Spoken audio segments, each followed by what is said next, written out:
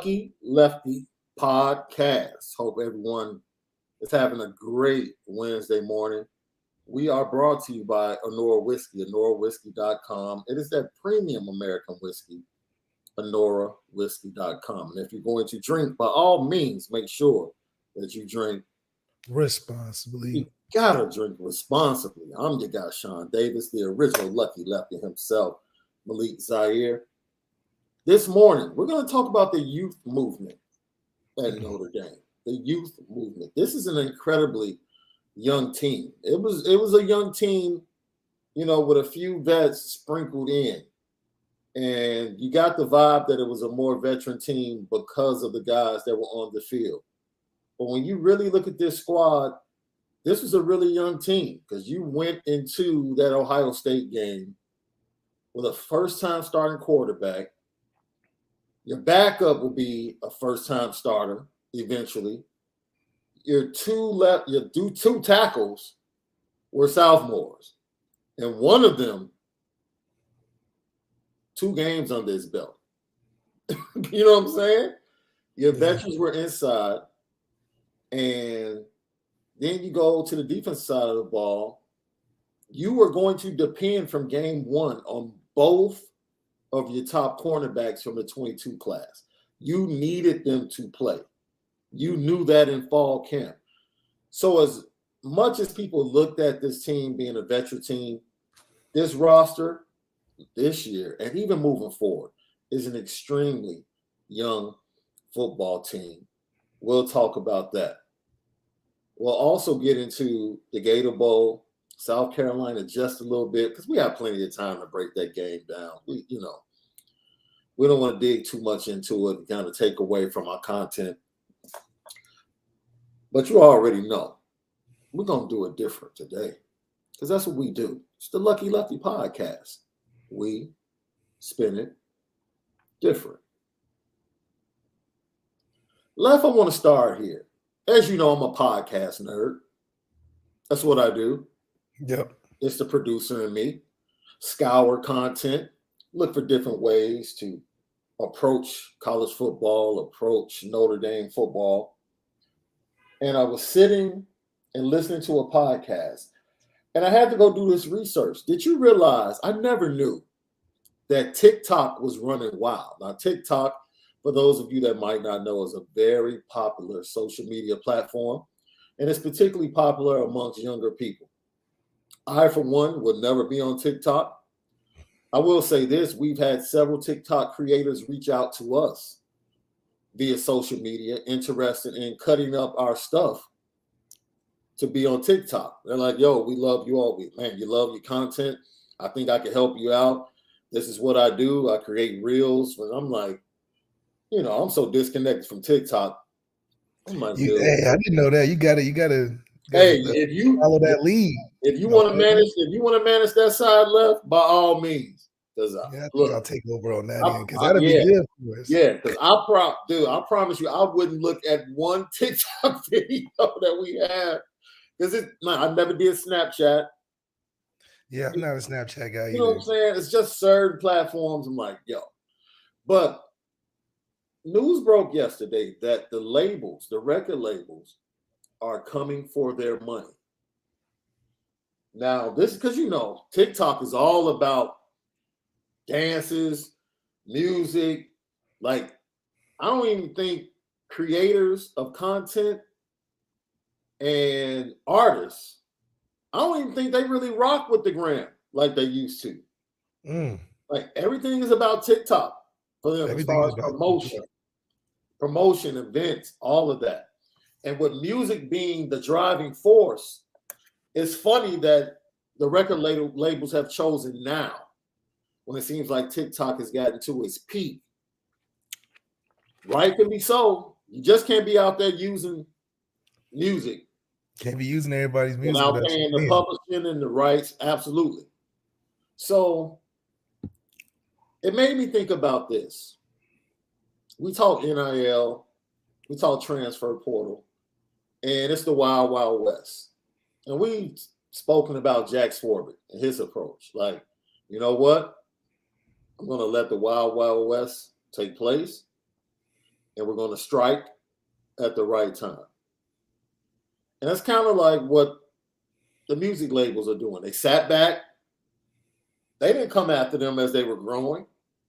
They waited for TikTok to get to the right point, and then they jumped in. It made me think about this. In your opinion, how far-fetched is it that Notre Dame could really battle for Drake May when he makes things official in the transfer portal? Because we talked about taking a big swing, right? That's what we talked about. Honestly, what would be bigger than snatching Drake May? I think that would be the biggest and the most complete fit that we can get at Notre Dame would be Drake May. But I think Marcus Freeman would definitely throw his hat in there in competition and recruiting. I think Drake May only has a couple choices if he was at the transfer portal, which would be us in Alabama, maybe Georgia in there somewhere. But I think we would do a good job. Tommy would do a good job, and Marcus Freeman trying to recruit him to come. I think it would be a great fit, and I think we would compete hard for Drake May. Probably put all our attention on it, like we did Dante. Yeah. It's interesting because also when you think about NIL,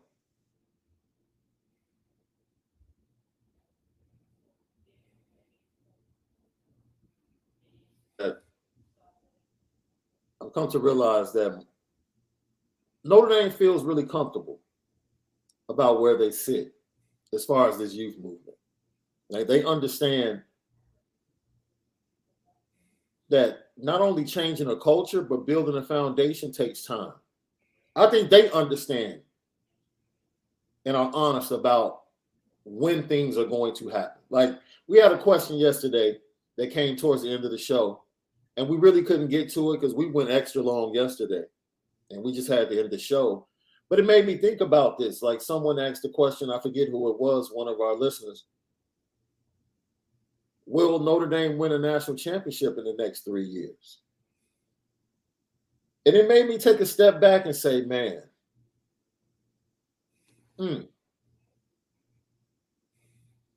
for what they're really trying to do, and this is really going the way of a true youth movement, man, I would like to jump out there and say, yeah, I really would. But honestly, taking a step back, I mean, I'm sure the people in the building would say yes. Heck yeah. But I think you've been part of a youth movement. This left, you know I was about to throw you the alley-oop. You knew I was about to throw you the alley-oop. You've been part of a youth movement within that program, right? When there was a young roster in the waiting, but you had veterans playing, some that probably should not have been playing, specifically at the linebacker position. Sound familiar?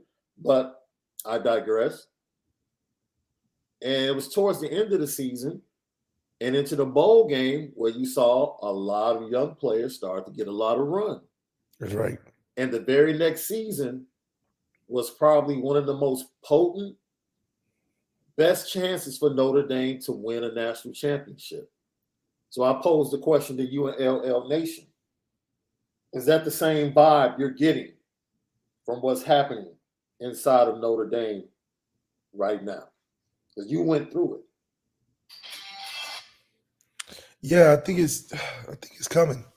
I think the youth movement is where you start to see if you guys are going to be legitimate in the next year or so, because those are the classes that are pushing the featured roles of what's to come next year. Jaden Thomas got more of a featured role after that bowl game practice. So I think there's an element that you need to have on the team of that youth movement, that inspiration from the younger class, mixed with some veterans. that you're going to be consistent because one, you're going to have depth and you'll have different sort of energy in each game when it comes to starting fast and then finishing games with the veteran leadership. Yeah. Thank you, Ryan Loftus. He says 2025 seems like the perfect storm for a championship. Are Notre Dame fans cool with that? By the way, like 2 days, 2 years away. LL Nation, you cool? Waiting with 25? Like if you knew 25 was the year, of course, if you knew 25 was the year, you would be cool waiting for it. But do you think this fan base can wait another year or two to get to that point where it's like, okay, now we're ready to rock and roll? Be honest, Left. 25 seems like a long time. It does. I think 23 or 24 or 24 would be better because 23 will have a chance to be that lead class for Marcus Freeman as veterans or at least as older guys. And with how 24 is looking, I think it'll be a nice class to bring in behind 23 in 24 to be able to really make a run. I think next year is going to be more about figuring it out. And I think a lot of it is knowing who the franchise quarterback is going to be in that first year, because the year after is going to be where it's going to really come into play and really matter in terms of being a championship tier team. I think 8-4 is a good start, but 10-2 would be a little bit better next year. And then winning the championship the year after is how I see it. Our early prediction, I think, was what, 10-2? I think that's what we said for next year. Look, people don't realize how young this team really was. Yeah. Like your two running backs were sophomores, bro. Kyron, and this is their first time in the spotlight. Kyron Williams was the dude just last year. So everyone that you expected to carry the load, they were young. Lorenzo Styles Jr., he's a sophomore. He didn't really start getting his run until the second half of the freshman year, and that was only due to injury. Deion Cozy, sophomore, dealing with injuries.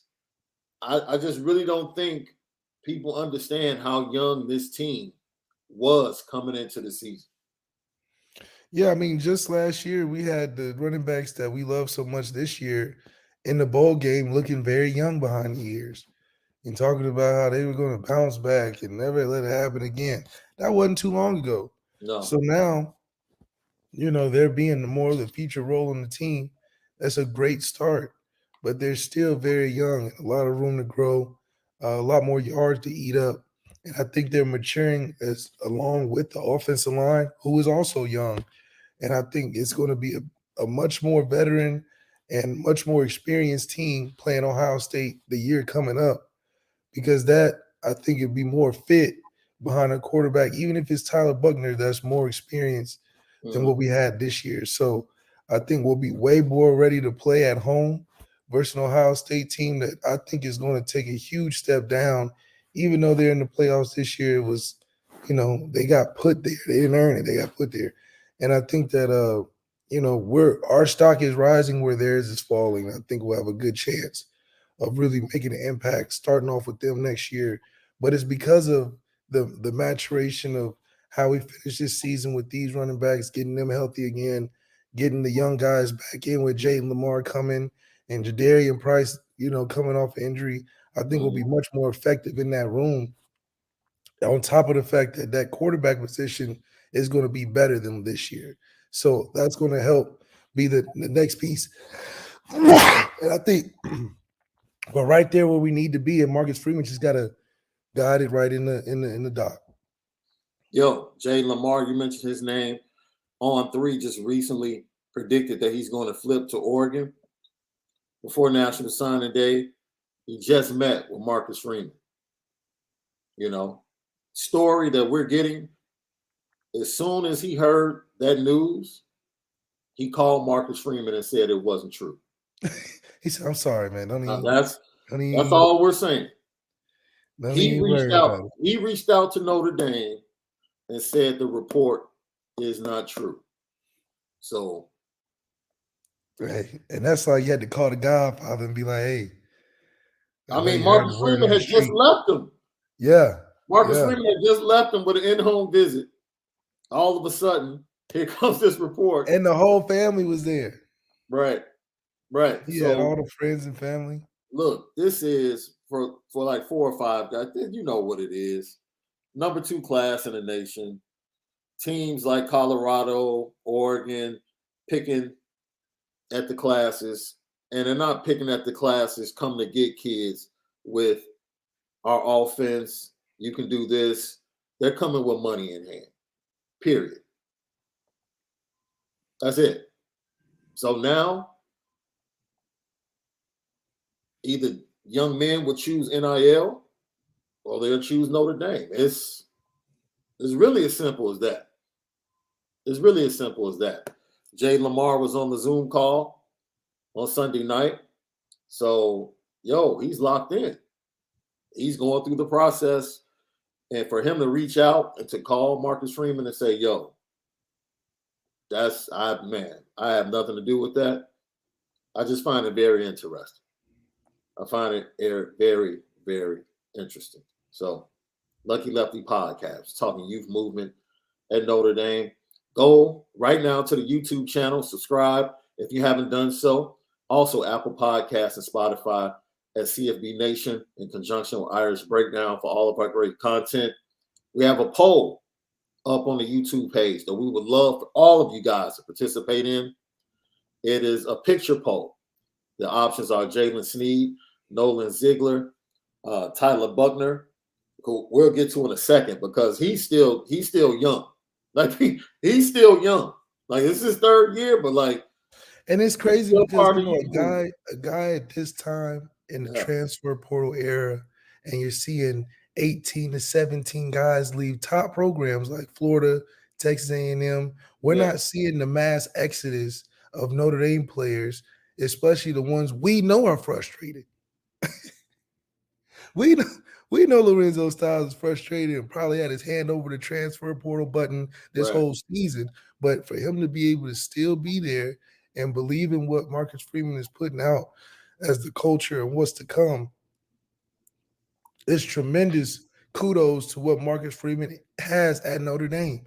We don't have a get there just because everything seems great and leave culture when things don't go right. We're sticking around, and for a team that's as talented as Notre Dame is, where we have a lot of guys that will start a lot of different places, especially at a time with this transfer portal, just commending on him to be able to not only retain recruits, but retain guys that could easily go down to the athletic office and complain about wanting to go somewhere else. You're right, Lef. It's one of those things. The 4th option on the poll is Tobias Merriweather. Like, who are you most excited to see play? Even a guy like that could try to leave, especially knowing that he is still an impact player. He's young, so where the degree won't affect him too much.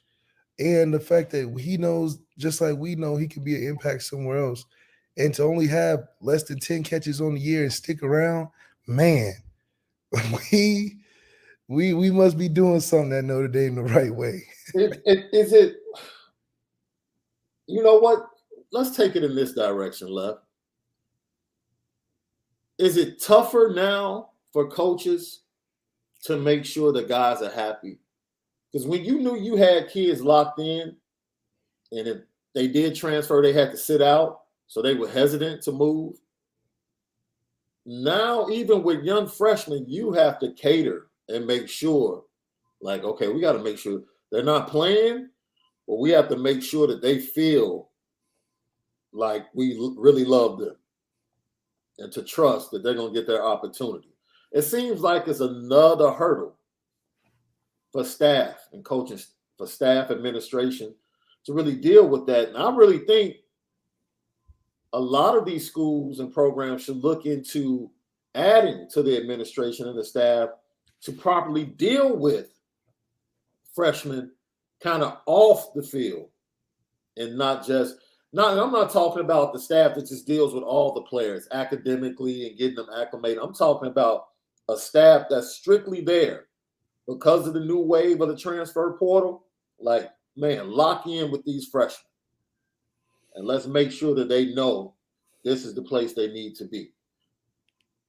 Yeah, absolutely. This is the support staff and just I think the culture that Notre Dame brings outside of the football field, just being at school and taking up all the different resources that are there, I think it gives the kids a little bit more, especially freshmen, of a wide-eyed view to what Notre Dame can offer them in terms of why they committed. And it's about recruiting the right guys.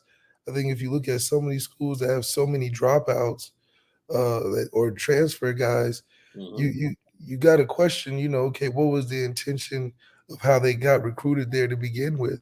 And I think being genuine is what's going to last in terms of relationship building for kids to stay at schools, Yeah. whereas that NIL seems to be real fickle and is putting some kids on the wrong idea of why they went to the school and how it can do well for them in a football career.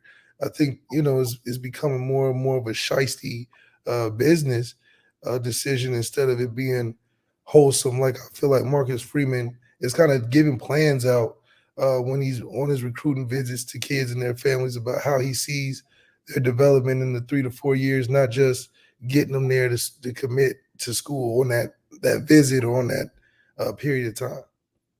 Yeah, I agree with that. And David Littlefield, great comment right here. He says recruiting your own players never stops. We totally agree with that. But you have to evolve.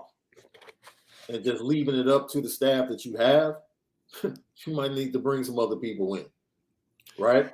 Because it's a lot now. This transfer portal, evaluating the 24 class, evaluating 25 kids, like it's a lot on the plates of these coaches. It's not like it was 10 years ago. The game is different. And I'm all for bringing in people to help.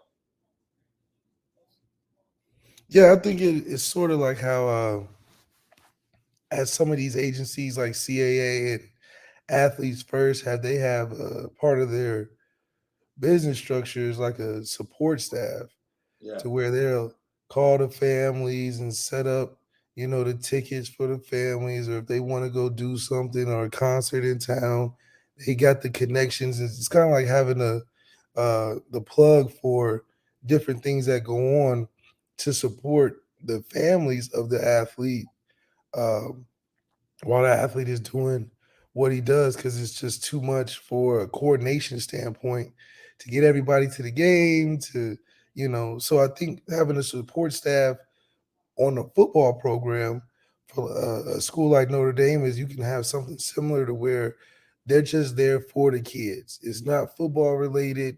It helps with the travel on breaks. They help with the lifestyle of what to do after football. They can provide different internships for them. So I think uh, there's ways you can provide support and it not just be throwing you duffel bags that can help you stay Right. and live in that Because culture of being at school. obviously the duffel bag isn't enough. It's Like, just not enough. it's Us not enough. humans, especially recruits, we require a lot. And the money is only the top of the iceberg, apparently, or as we're seeing in today's transfer portal. So the reason I threw you that alley oop is because in 2014, bro, I, I think that was a season that started out high expectations. You guys are playing well. You dealt with some injuries, specifically on the defensive side of the ball. Heck, losing guys on the offensive side of the ball, especially on the offensive line. And then all of a sudden it turned into a disappointing season, right? Same thing. You come back, the squad is young if you really look at it, similar to 14. And guys you feel like should be playing, you feel like the youngsters should be getting more run. It was the same vibe, especially when things started going downhill in the 14 season. 8-4 is looked at, it's Notre Dame, man. 8-4 ain't it. I mean, let's just be honest. Maybe in 2008, or something, but not now. Maybe No. Brady Quinn's years and stuff, but I don't honestly, man. There's 10-2 never been is it the to me. standard. Oh, absolutely. 10-2 is the standard. Absolutely. And And we damn it, know. them 2 games better be close. Yeah. Yeah. Yeah. Within a field goal or something. So the young players, talk about that mindset. You, Greg Bryant, Torian, sitting back and watching things go left in that season. What are you feeling? What are you thinking? Are you thinking, man, we should be getting run? We should be getting ticked. They're not using us. We can help them win. What's the mindset? And how do you think guys like Tobias Merriweather, Jalen Sneed, Nolan Ziegler, Josh Burnham, like what do you think is going through their mind as they watch a season with expectations turn into what it's turned into, which is 84 and a berth in the Gator Bowl? Man, well, it's definitely motivating, especially knowing that they have a bowl game where they can be more active and participant in. Because I Mm-hmm. think they get to show a little bit of what they've been holding back. Plus, it's just all season you're watching what's going on. Wish you could do something about it, but also connecting with guys that are on the same page as you that they're not going to let what they see on the field happen next year. And I think there's a psychological factor that plays into that so much so to where the unity, especially where we've been lacking most in, is going to be one of the best positions next year. And I think Marcus Freeman realizes that psychological factor to where he didn't let them play too early. He didn't just roll them out there and be like, okay, you guys are 4 or 5 stars, go get film or do your thing. He kind of reserved them enough and played them in spots to where they can get a little bit of confidence and get more willing to chomp at the bit for when they get a chance to really compete and be out there as a 1A, 1B type of starter or rotating guy. I think it's just proven that if it must have worked because they didn't transfer. So they must have a unity or a plan or some type of connectivity, not only to Marcus Freeman, but each other to where they want to really see this through and get a chance to play out there all together. Like I said, early in the season, I remember a picture being out there with Marcus Freeman when he realized they were going to lose their game at home to Marshall. And at that very moment, I thought it was very poignant with what he was going to eventually have to do to really change the culture. Standing behind him at that very moment was Jalen Sneed, Nolan Ziegler, Josh Burnham, I think Jabron Payne, and like one other freshman. It was like he was surrounded by his dudes. You know what I'm saying? I just thought that was like really emblematic of what needed to take place at Notre Dame and what was about to take place. And I was like, yo, that's the picture of the year for me. Like when they do win the national championship, this is the picture I'm going to bring back from 2022. Like, yo, this guy's had his back, even in the tough times. So, Yeah, definitely surround yourself with your boys, man. They make you feel better when things around you aren't going quite as planned. And I think a lot of it too is that it was just a tough situation to be in. And it is for any coach your first year when you got guys in position that you didn't necessarily put there. So you're managing something that you didn't really start. And so it can be a roller coaster of emotions because you're like, what I'm trying to bring is not what this is yet. yeah, And I don't want people to get a different perspective or don't think that I can get it done by right. looking at what this is, the product is out on the field now. And so moving forward, 23 and having those guys around you, I think Marcus Freeman's reactions and his basically his reactions to what he's around because he has more control over it and more responsibility to it. I think we'll see him become more alive in his second year as a head coach of Notre Dame as well. Look, Chris Davidson, we thank you, man. It's a great comment. Like, just goes right into the conversation we're having right now. He says he's afraid that 10-2 is going to be common with 11-1 or 12, periodically. Well, 10-2 for Notre Dame still probably gets them into the CFP playoff as it expands. The pressure will be less now, where Notre Dame pretty much feels like they have to go undefeated each and every year. Not having a conference alignment or a connection to a conference. So that eases things a little bit within the program, in my opinion. But not only that, this is our early prediction. Like, we don't know the quarterback from the portal. Like, there's a lot of things. We don't know the defensive line help from the portal. We don't know what's going to possibly be added at the wide receiver position at the portal. We just don't know. You know, we can talk about this in January and immediately feel like, oh, they're going 11-1.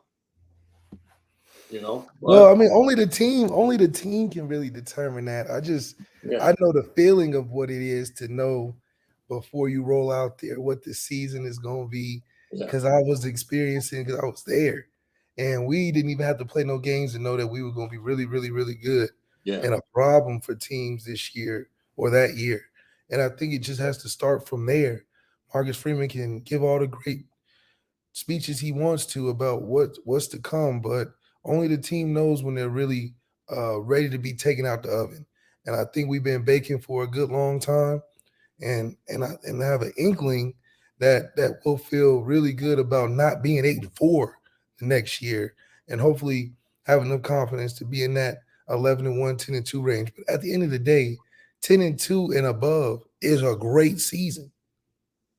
Let's not get it twisted. I'm sure most of these transfers that are in this portal would love to be on a team that was 10-2, 11-1, or whatever the case may be. So it's going to be important that all of these guys, especially on the team, stick together and know that the only people that can control their season is the ones on it. What were the dorm conversations like for you guys in that class? You talk about interesting. It was just always super competitive in everything. Like, everything was competitive, from talking stuff to playing any game to doing anything. It was a good brotherly competitiveness, and that's what we felt so good about, is that if we're competitive with each other and all of us are projected to be this, that, and the third in the season for awards and everything else, that means we're playing against the best. And practicing against the best each and every day gave us the confidence that if we're the best and we're going against the best in practice, then what's better than outside of what we have on this team? And that confidence just radiated throughout the season, because we didn't feel like there was a matchup that we haven't seen in practice from a one-on-one standpoint. And that's what really got us going. Yeah, and I think there were several freshmen this year that were giving the starting squad issues during practices. And that's good to hear. You want to hear that. Like, oh, man, this dude is an issue. Nolan Ziegler.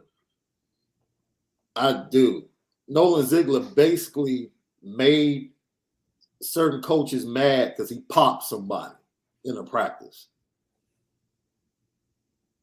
He laid wood on somebody. And they were kind of like, man, what you doing? He's competing. That's what he's doing. He's letting you know, I want to play. Yeah, and sometimes you need to do that to get attention. When everything's going crazy, you might need to give a little shoulder check to a guy, let him know, hey, I'm trying to play too.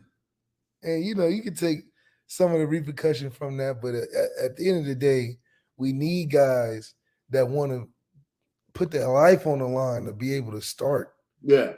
And that's just going to, I'm telling you, trickle down to the rest of the team.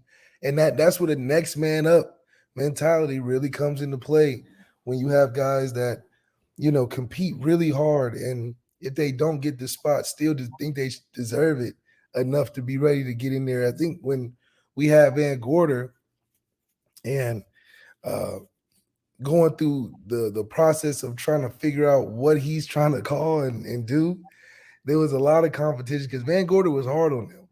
He cuss them out every day, tell them they wasn't nothing every day. But the team was very encouraged to try to figure it out and be able to put themselves in positions to make plays.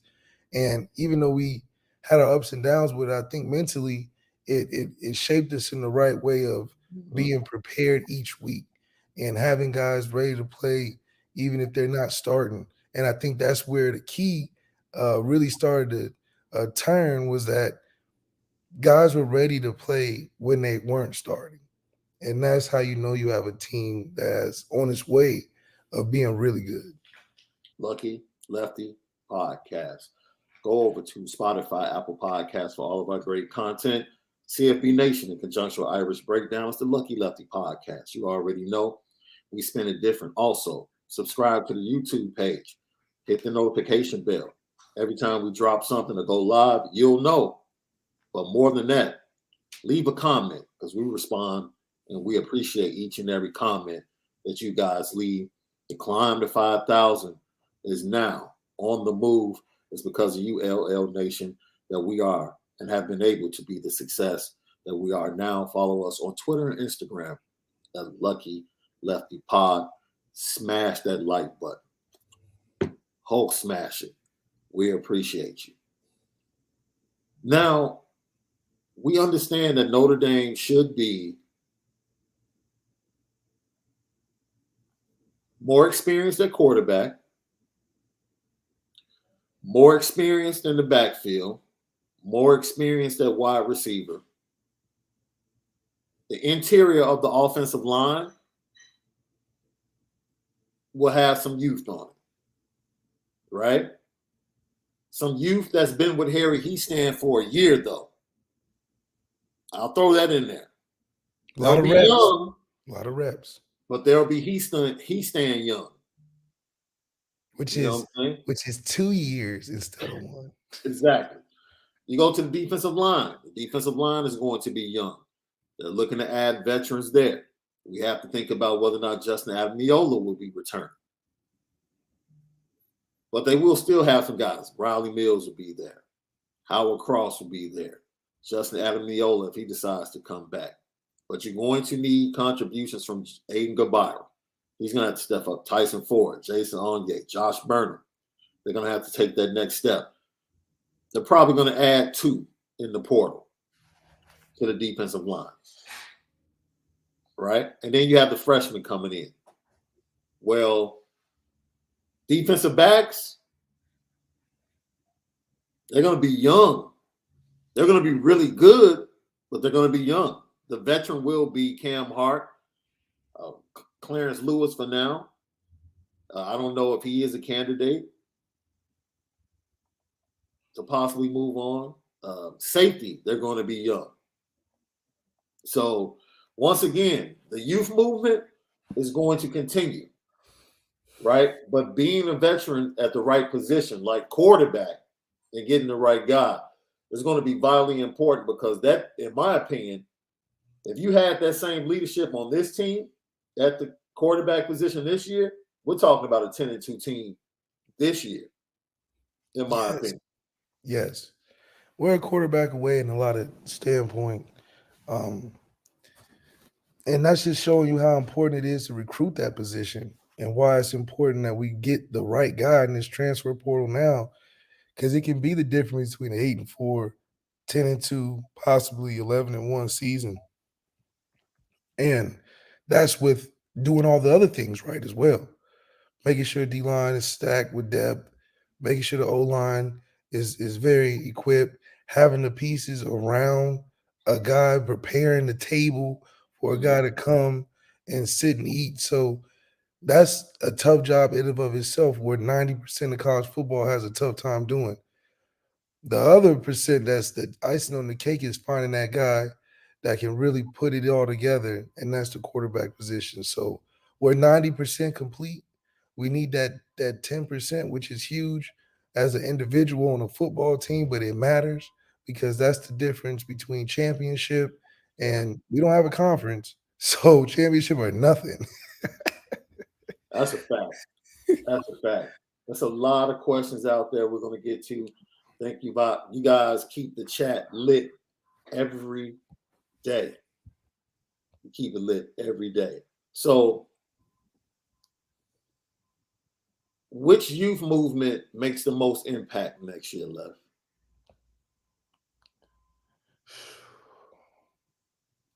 I'm gonna say the linebackers just because Mm. I'm excited to see what I kind of saw in those last couple games and what I'll see in this bowl game. And I know they're all studs, every Hmm. single one of them, from middle to outside to the rover position to the weak side linebacker. They're all studs, and I know that one thing is going to be for sure. While Marcus Freeman is at Notre Dame as a head coach, those linebackers going to be right.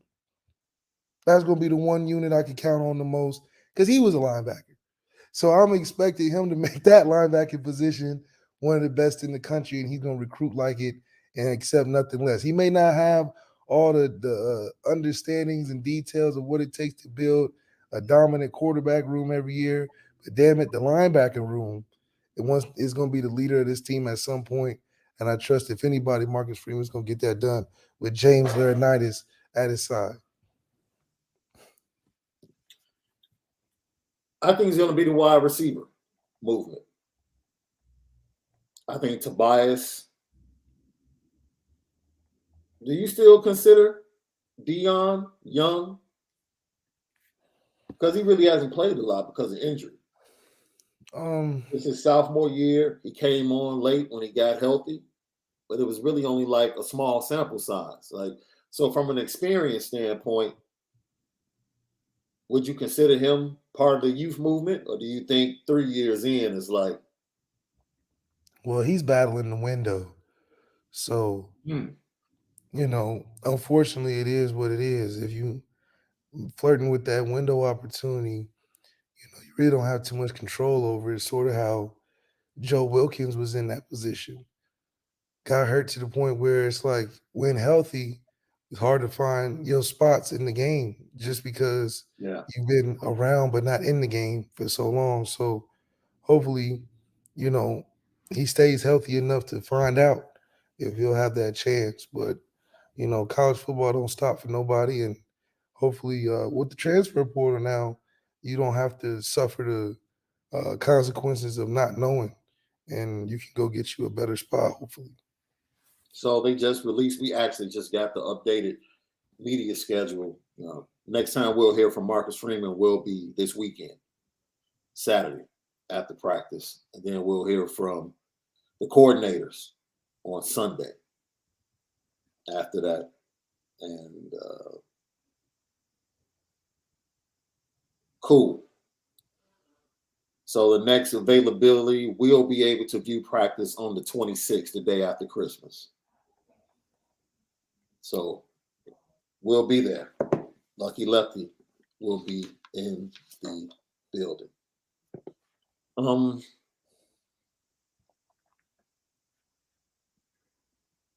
What are you looking to hear from Marcus Freeman and the coordinators when they talk to the media as they've gone through their first week of preparation? Like, give me the one thing that left you want to hear that's going to make you say, okay, all right. something about how the young guys he has to find a way to calm them down because they're Mm. so overly excited, overly amped to practice, overly amped to compete and get better. That'll make me feel really good about the spirit of the team because usually the spirit of the team comes from the guys that aren't playing because that's more the morale side of things. So if we hear that and I think we'll have a good inkling that we'll have a good showing in that bowl game for sure. Yo, the chat is brutal today on TR. Brutal. We get to some of the comments. It's a Lucky Lefty podcast talking youth movement at Notre Dame. All of our great content is available each and every day. It drops at 3 p.m. Eastern, Apple Podcasts, Spotify, CFB Nation, in conjunction with Irish Breakdown. All right? You already know. Nobody does it better, and we spin it different. That's what we do. We spin it different. Left, there's news coming out about all of these top recruits that are committed to Notre Dame being swayed and being offered six figures when it comes to NIL deals, things of that nature. Also, everybody's trying to figure out what the hell Tommy Rees is.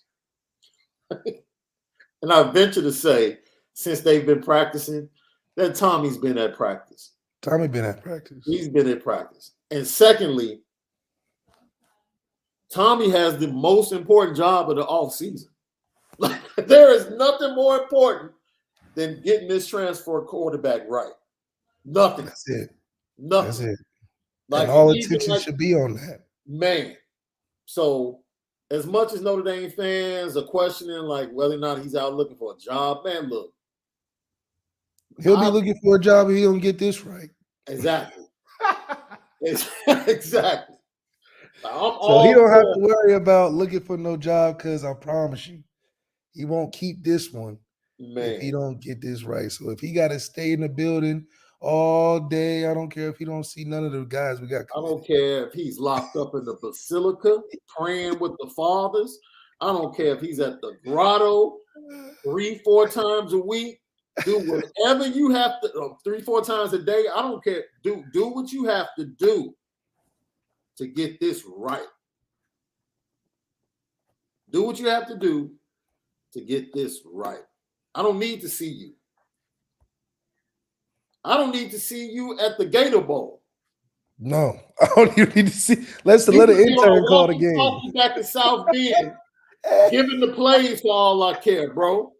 As you're watching film or taking visits with transfers, right? You can text plays to the Gator Bowl and do all of that, But bro, if he was on a beach talking to Drake May as the Gator Bowl was going on, I'm okay with that. Sending in plays, I'm good.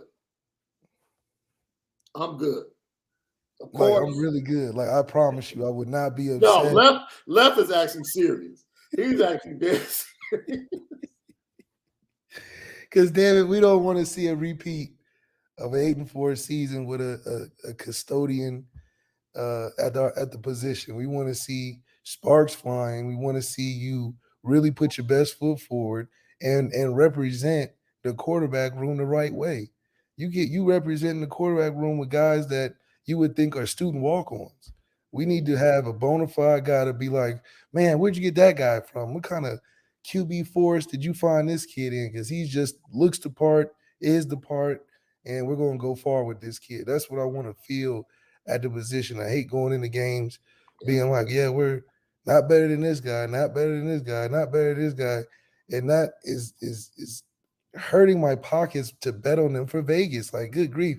I can't even feel confident betting on the team week to week, knowing that we don't have anybody in there that's going to really make something shake when things don't go right.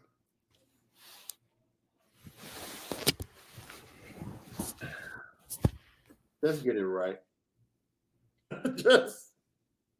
Just get it right. Get it right. That's really all I can say, man. Get things right.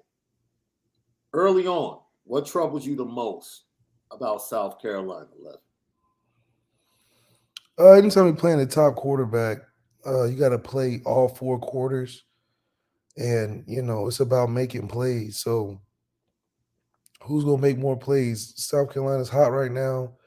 They've lost a couple guys through the transfers.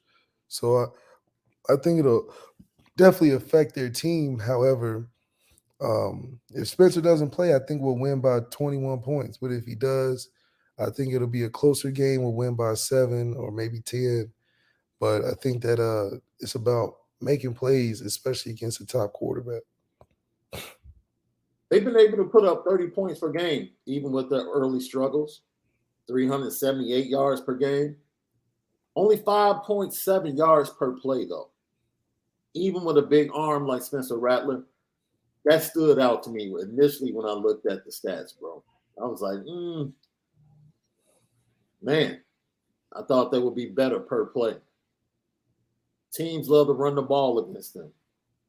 That's something they give up close to 200 per game on the ground, bro. That's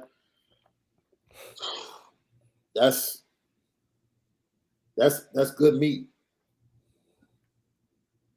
That's good meat for Harry Heastan and his boys. Yeah, but remember, Cal gave up the same amount in wheat. Stanford we had more weight at the tight end position than Stanford on D line, and couldn't make it happen.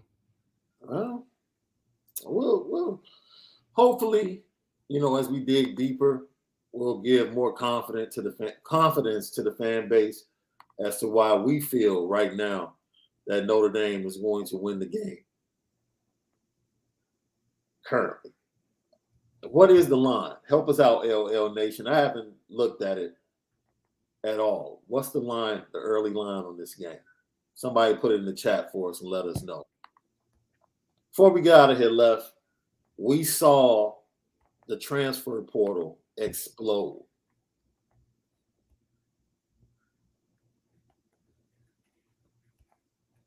Did you think guys we already know conversations take place way before December 5th with teams.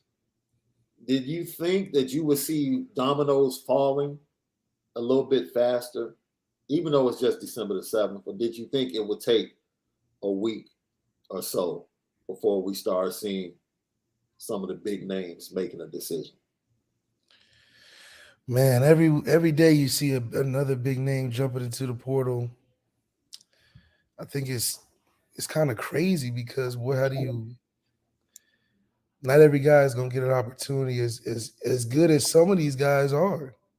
There's a lot of good names in there that might not find homes just due to the need, similar to how the draft is.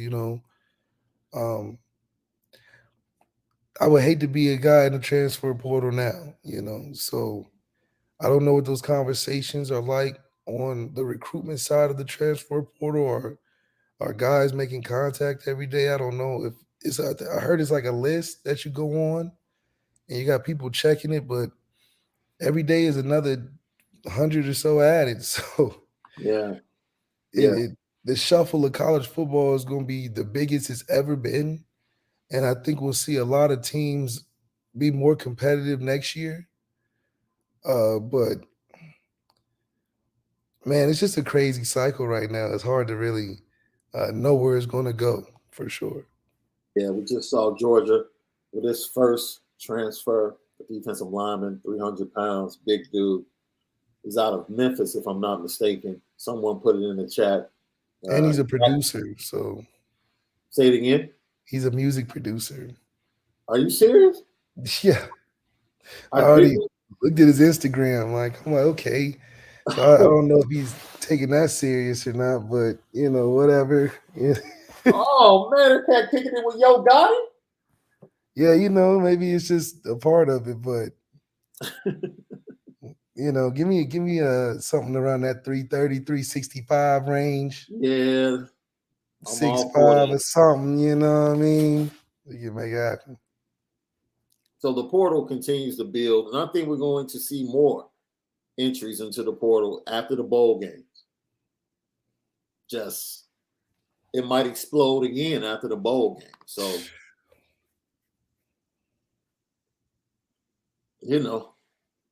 we'll see. Okay, you guys. Thank goodness we recruit the right way, and we get guys we need, and not guys that just flash in the portal. Yeah. The average line is between 3.5 to 4.5. Thanks, guys.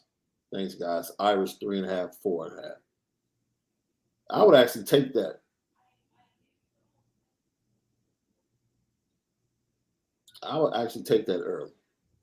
Actually, I think that's going to go up as we get closer to the game, especially if Rattler decides to go to the NFL. Yeah. Yeah, if Rattler decides to go to the NFL, I got us winning by a lot. So, 7-10. 21 actually. Yeah. Man, we will know a lot about Tommy Rees in the next. We don't have to even wait until the next season left. We'll know a lot about Tommy Rees in the next couple of weeks. Period. And if not, we're putting an eviction notice on his door. Man, we will know a hell of a lot about Tommy Rees in the next, like this transfer quarterback and how these quarterbacks play in this bowl game. Yeah.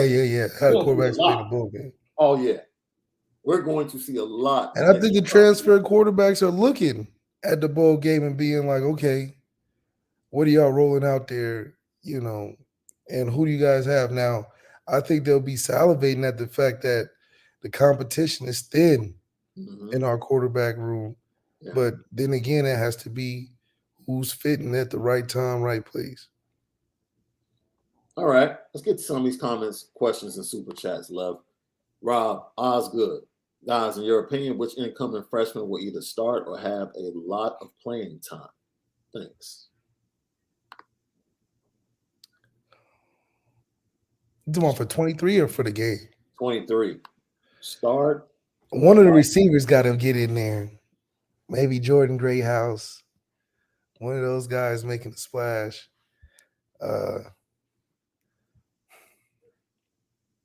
I'm really confident on the guys coming back at skill positions, honestly.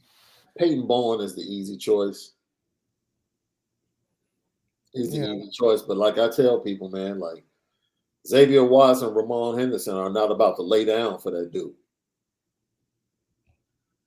They're not. At least not in the beginning. No. So I'm telling you, I like all the guys coming back except the quarterback position. In terms of starting, I think some freshmen will play. Yeah. But Peyton Bowen, like you said, is an easy choice. I think Jordan Greathouse will probably be my second or first favorite choice. Yeah. As a rotation guy, or maybe in there at special teams or something. I can see Dylan Edwards and Jeremiah Love being impactful. Yeah. Baby Micah Bell. Yeah, I can see Jeremiah Love being like a third down, situational, backfield, motion out, quick screen game along with him and Dylan Edwards. Like, I can see that because that's the explosiveness that you might not get with Aldrich and Logan. And hopefully Tommy trusts these guys. I mean, to do that simple stuff. I mean, it was hard enough for him to trust Tobias to just run down the field. So, oh my goodness. That's just what I'm saying. We just can't have us be shackled with this whole subjective trust thing. We got all the talent in the world, literally. Yeah. Marcus Freeman has got the best groceries from Whole Foods, Costco, and Sam's Club. He's a member and Amazon Fresh. Yeah. He's the member at all three. And he's like, man, I got your mushrooms from the local farm. The chicken is grass fed. That thing about $22 a pound right now with inflation. I got the whole grain pasta. I ain't get the starch stuff. I got the whole grain. Bro. Make this pasta right, man. I stopped at Walmart on the way home from Bible class last night, bro. I promise you I didn't get anything and spent like $70 in the grocery store. I promise you I didn't get anything, bro. Nothing. And you leave with $70 less. Yo. I didn't even get nothing. I got a pack of gum, something to drink. The young lady rung me up and she said $72, and I just stopped, bro. And dude, my wife is the one that usually scans the receipt. I was just walking to the car looking at the receipt like, yeah. Hey, there's no shame in that coupon book. There's no shame in that coupon book. Nowadays, that's where they're knocking off $20, $30. Man, facts. D-Rock Irish, we appreciate you. Malik, how much autonomy did you have to change the play call at the line? Heard a story that Pine would be checking out of play calls Rees would send in. Thoughts? Yeah, we had a nice ability to do some of that stuff, adjust some plays, flip the run, get into a better situation with the play. So I think it's because we had that when I was there. Tommy kind of probably gives Drew that, not Tyler, but definitely gives Drew some of that autonomy. Mm-hmm. But I mean, that it's a slippery slope with that because sometimes you want to run stuff that he's changing and this, that, and the third. So yeah, we definitely had an opportunity um, to do some of that. I don't know how it would look moving forward with young guys, but I'm sure if we had a franchise guy like how we had Ian or even Jack Cohn probably did a couple changing here and there. I think it'll add to making us a better offense all around. I agree with that. We appreciate you. Beef Eater ND08, aka Toe Jam 1992. It's a heck of a name. Shaun and Malik, do you ever see a team having to forfeit a bowl game because of losses to the portal? No, it just they're gonna go in there real wounded. Like Florida's gonna go in there real wounded. North Texas Carolina, A&M, North Carolina, Texas A&M. It's like shoot. Just yesterday, first of all, it was Texas like A&M is not going to a bowl. That's number one.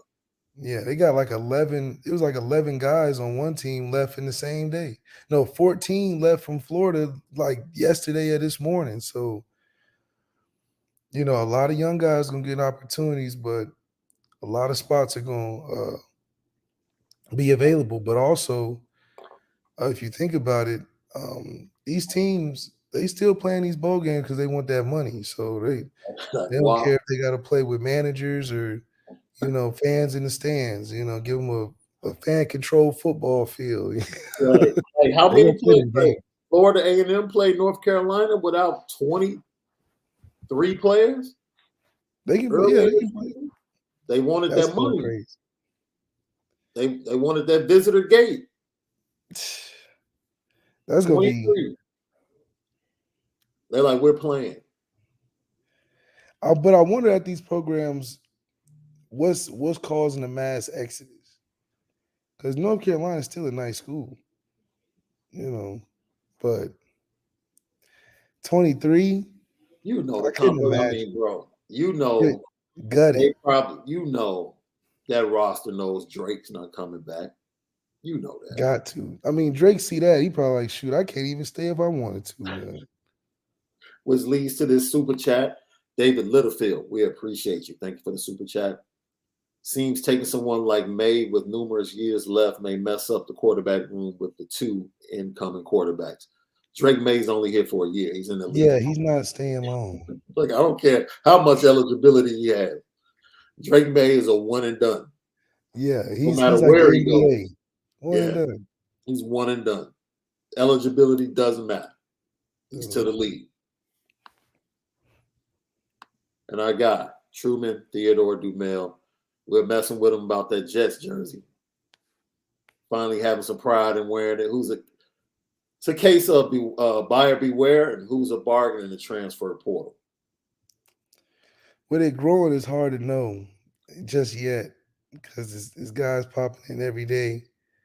I think there's buyer beware on a lot of the quarterbacks in the transfer portal due to the fact that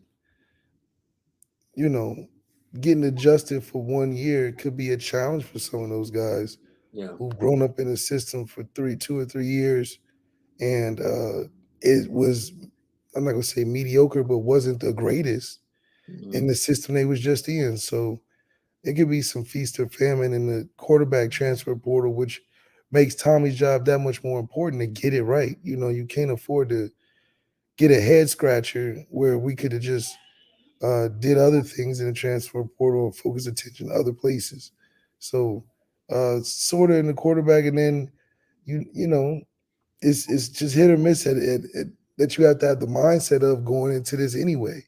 Just because you don't know the guy's situations before this and what transpired, and you can only get a guy for so long before you might toss him to the side when they get at school, just because you got to keep it rolling. Yeah. Cole Barker, thank you for chiming in, tapping in today, and thank you for the super chat. Seems OU, Oklahoma, isn't a so-called sure lock like they keep reporting. They're literally camping out at Denton Geyer trying to get him to flip, talking about Peyton Bowen. Well, they got a lot of guys that have left. So, I think recruits are going to look at that and be like, man, the whole team is leaving. Maybe it's a chance to do great things. Maybe it's a chance to show that I'm not trying to go to a program that everybody's leaving. So I think the safest and the most secure place in college football right now is Notre Dame. That's the best place and landing spot to have the softest landing spot, especially if you're a most wanted recruit right now. I just don't think Peyton Bowen at this time can find a better landing spot than he will at Notre Dame, just from the vitality of what college football landscape looks like right now. How can you trust going anywhere else other than Notre Dame at this moment when you got guys leaving in mass exodus and in busloads from programs that a lot of people would say is competitive each and every year? Jason Hewlett, thank you for tapping in as always. Thank you for the super chat. I don't like Prime in the Power Five trying to finesse our recruits. Hope he gets humbled year one. Luck for OC. Man, y'all giving Prime a lot of attention. Like, oh my goodness, this is crazy. Him as a brand, man, is just so big, I guess, that people think he's like the Thanos of college football or something. I don't think he's doing anything different than what anybody else would do in that position. I think he's done a lot of great things for Jackson State. And clearly, if you got the upper hand in recruitment just off of what your name is, I, of course, would take advantage of it and build it out as much as I can, because the Pac-12 is going to be competitive for him, especially his first year building up a program that was 1-11, not 11-1. So it's going to be a lot of fireworks that's flying at Colorado. But I bet you Lincoln Riley and his recruitment is going to take a step up, and so is Oregon, and so is UCLA, because Prime is definitely going to get some guys and steal some guys from the usual suspects. And I think that's going to make the Pac-12 more competitive. His son's pretty solid himself, so don't be surprised. He already attracted some receiver recruits, but to get some more recruits to come in and make a change. And don't forget, it is Brandon Hillman Day. He makes his decision tonight on what school he's going to commit to. Notre Dame Fire and Irish love where they sit with this young man from the VA, 4-star athlete, wide receiver, running back, safety, rover. This kid can do it all. And he, talking about impact players, he might end up being the sleeper of the class. He might end up being the Benjamin Morrison of the 23 class if he decides to ink with Notre Dame. So that decision comes tonight from him. Can't wait to see if they add to the class. The more they add to this class, the more attractive, like Malik says, and the more vitality that comes into the program. So why would you want to go anyplace else? Mike Nolan, thank you for the super chat. Any guesses which freshmen earn significant playing time next year? We kind of talked about that a little bit. When do you see Notre Dame player movement into the portal? Well, we've had 2 so far. Yeah, we'll probably see some after the bowl game potentially. I think Marcus Freeman will have more conversations with guys depending on how they do with this audition tape of the bowl game week and the bowl game finish. So thank goodness we have 2 compared to some teams that have at least 20. Yeah. And we got guys wanting to come back. So, I think it's going to be a very hard fight or hard climb for a true freshman in the class to come in and just start out right. Yeah. But damn it, they're going to be in the rotation. He said, but yeah. Thank you, LL Nation, too, man. I got my signals messed up. Yeah, Hillman. I think we have a show on IB at 2 Eastern. So I think it is around 1, if I'm not mistaken. I think you guys are right. Yeah, we talked about the freshmen earlier as far as who might be,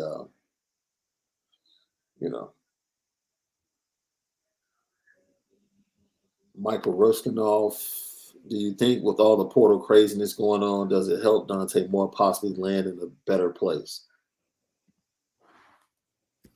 Man, Dante, man, I feel bad for He him. played himself, man. Yeah. He played himself. He could have been the face of the number 2 recruiting class in the nation.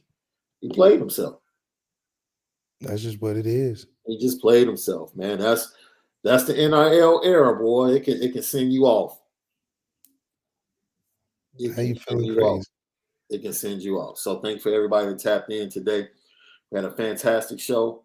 Tomorrow is For the Culture Friday. Of course, all your questions, and we'll definitely dig into Put Us Up on Game. So get your entries ready. Movie, book that you want me and Left to dig into. It's For the Culture Friday right here.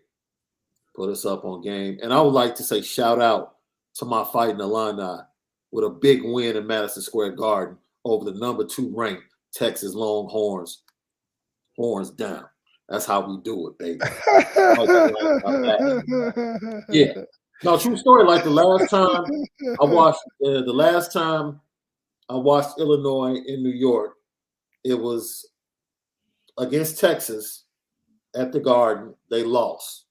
It was against Corey Josephs, Tristan Thompson, and that young squad.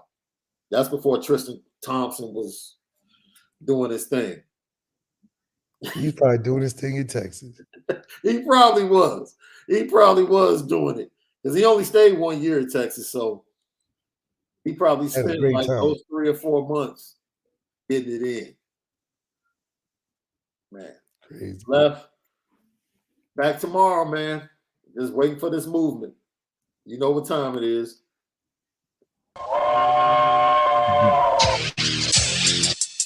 Petticoat. Petticoat.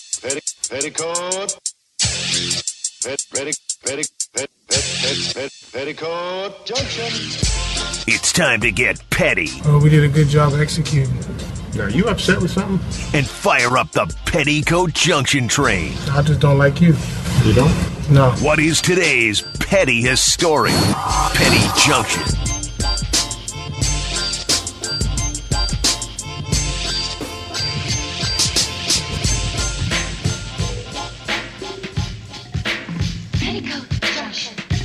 Petty Junction, pettiest story of the day, brought to you by Onora Whiskey, OnoraWhiskey.com, that premium American whiskey, OnoraWhiskey.com. Like I said, man, I'm a podcast nerd. So, listening to a podcast where Montel Jordan was telling the story of how he was out stepping on his wife and his boy. Tell me if this is petty, bro. They went on vacation, family vacation every summer with his boy and his family, right? Super tight. They always went out of town, did things together. So they came to the house and they were sitting there and they bring up the family vacation and his boy says, "We're not going on family vacation. And if you need to know why, ask Montel." And so Montel said he's sitting there looking like, what? And so then he goes on to say, and if he won't tell you, I'll tell you. What? I said, wait a minute, bro. Now, come on, man. Look, bro. You got me messed up, man. First of all, if you want to talk to me and tell me, bro, come on, man, don't have me around all this stuff. You're going to make me look like a liar. Of course. Get it together or tell her. But I'm talking to you in private as your boy. Yes. If you my boy. You going to do this in front of the missus? Yeah, what is wrong with you? And like, if you don't tell her, then I'm going to tell her. What? We wouldn't be cool, dog, ever again. Ever again. We had probably had to fight right there just to cause a distraction. Yeah. Because of what? Yeah. Now that's some. Yeah, bro. That ain't your friend. Everybody in LL Nation, that's not your friend. No. I see what you were trying to do is you were trying to relieve yourself from the stench of being around it and participating for years and lying on his behalf. Yeah, but if you do the crime, you gotta do the time, Yeah, man. don't switch code now. So you trying to look like goody two shoes in front of your missus. Yeah, no way. No way. You're not gonna sink me saving yourself. We all going down. Man, come on, bro. That's one of the worst instances of breaking code, bro. Ever. Yeah, it can't be much worse than that. That's Your horrible, homeboy bro. is like, I'm gonna rat on you, and if you don't tell, I'm gonna tell. Man, I had to throw his boy on the petty train, like, bro. Yeah, we ain't friends. Have a great hump day, man. See you guys tomorrow. I did say, man, I thought it was Thursday. I did say tomorrow was for the culture. Friday. I'm bugging. Have a great hump day, man. But most of all, you have to make sure that you spend it different. See you tomorrow.